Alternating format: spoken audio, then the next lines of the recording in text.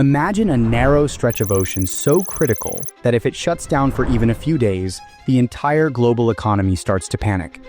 That's the Strait of Hormuz, a choke point that carries one out of every 5 barrels of oil traded in the world. Now imagine a missile lands near it.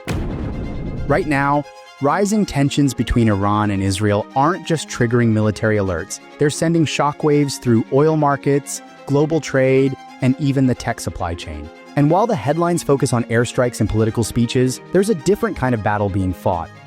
So what's really at stake here? Who's vulnerable if this war escalates, and more importantly, who's already making money from it?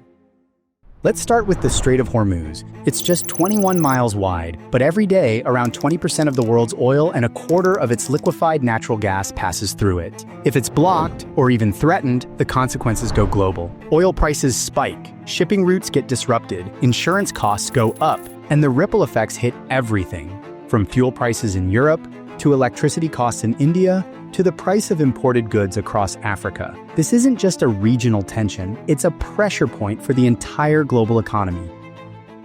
Every time oil prices jump, someone somewhere is making a lot of money. Let's break it down. First, the obvious winners. National oil giants like Saudi Aramco, ADNOC in the UAE, and Qatar Energy. The higher the price, the more cash they pull in.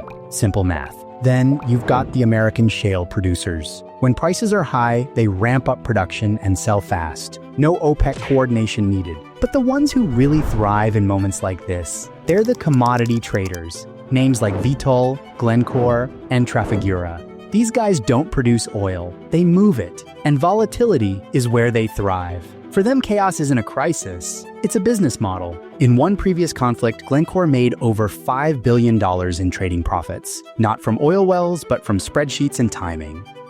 And then there's insurance. Marine insurers like Lloyd's of London quietly hike premiums every time a tanker is at risk. Shippers have no choice but to pay up. So while most of the world sees war and worry, these players see dollar signs.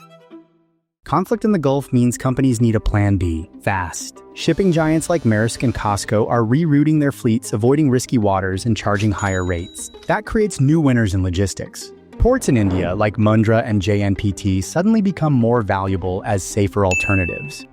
East African ports, including Mombasa and Djibouti, gain global visibility overnight. Even Turkey and Greece are seeing more interest as Europe looks for backup trade routes. Behind the scenes, logistics tech platforms and rerouting consultancies are seeing a spike in demand. In global trade, disruption doesn't just slow things down, it reshuffles power.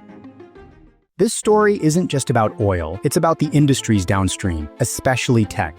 Chips don't make themselves. The fabs in Taiwan, Korea, and India rely on stable energy inputs, much of it from the Gulf. When LNG shipments get delayed, production slows. That means delays in electronics, EVs, and AI infrastructure. But once again, there are winners. US and Australian LNG exporters see demand surge. Energy storage firms, the ones holding oil in tanks waiting to sell at peak, cash out big. And renewables and grid startups, they get a boost in funding as governments scramble for energy independence. Even battery companies benefit. In a world where energy is weaponized, anyone building stability becomes valuable.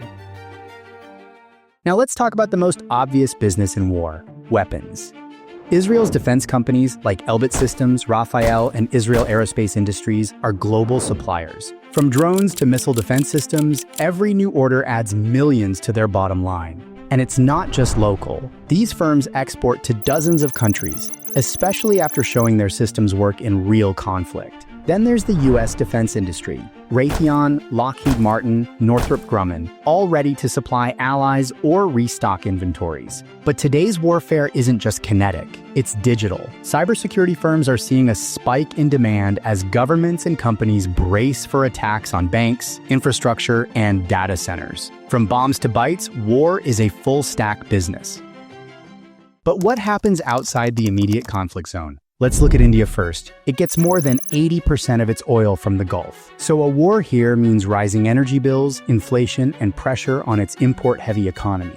But it also forces India to diversify faster, toward renewables, local refineries, and alternative suppliers. China plays both sides. It buys Iranian oil at a discount, invests in Gulf infrastructure, and positions itself as a peace broker, all while securing its own energy future.